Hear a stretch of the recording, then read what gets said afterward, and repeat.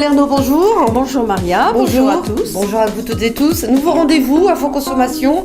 Alors aujourd'hui, Nicole, on en entend parler à la télévision, dans la presse écrite, par la presse radio. De plus en plus, on nous rabâche qu'il faut absolument, dans quelques mois, qu'on ait nos détecteurs de fumée à la maison. Ça, oui, c'est quelque chose qui va être obligatoire. Voilà. Obligatoire et indispensable parce que beaucoup trop d'accidents, on a vu cet hiver dans la presse, il y avait quand même beaucoup d'accidents. Quand on dit détecteur de fumée, moi je dirais détecteur de fumée et de monoxyde de carbone. Parce que quand on a lu dans la Lionne républicaine cet hiver, le nombre d'intoxications par le monoxyde de carbone, ça commence à faire peur quand même. Mais ça fait beaucoup. Ça fait quand même beaucoup. Donc ça, c'est une obligation qui va être applicable début mars, c'est-à-dire le 8 mars 2015, puisque c'est pas demain, mais après-demain, disons. Ça va vite. Ça va vite. Donc il faut quand même faire attention. Il y a des détecteurs de fumée à tout prix. D'accord. De toute qualité.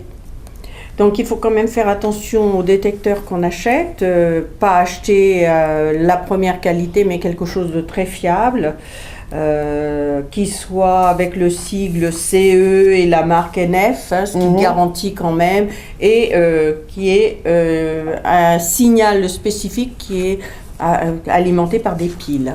D'accord.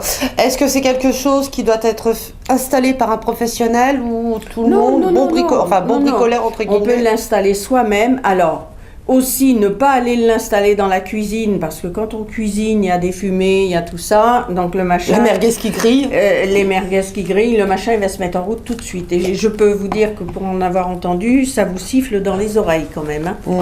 Donc il faut de préférence le mettre dans le couloir qui va vers les chambres. D'accord. Un suffit? Si on a envie d'en mettre deux, on peut en mettre un dans l'entrée de la maison, et un dans le couloir des chambres. Mais déjà ça sera déjà pas mal. Donc alors, bien choisir le modèle. Ce modèle, il faut le choisir. N'achetez pas n'importe où et n'importe quoi non plus sur Internet. Voilà, non.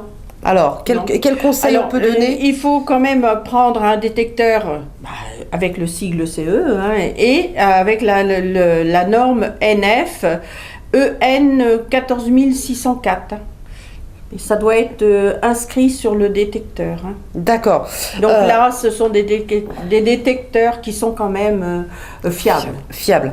Autre spécificité auquel on peut effectivement faire attention, signaler, voir si ce détecteur, par exemple, a un signal pour dire, par exemple, que votre pile commence à être plutôt faible. Oui, en principe, il y a un voyant qui doit s'allumer pour indiquer que les piles sont faibles. Et puis, on peut aussi faire des essais dessus.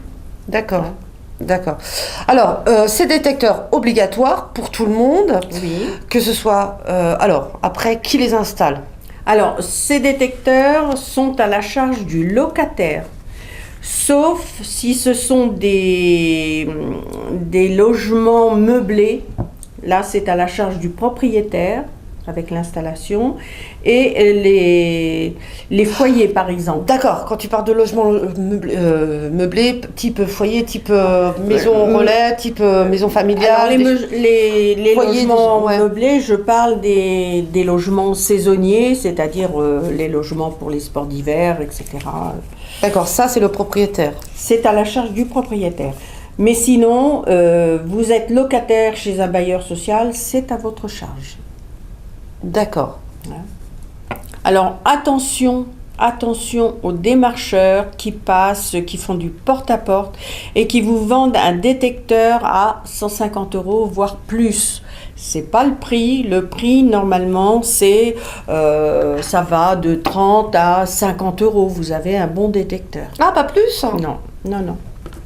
Il y en a des moins chers, mais là, je n'en parlerai pas.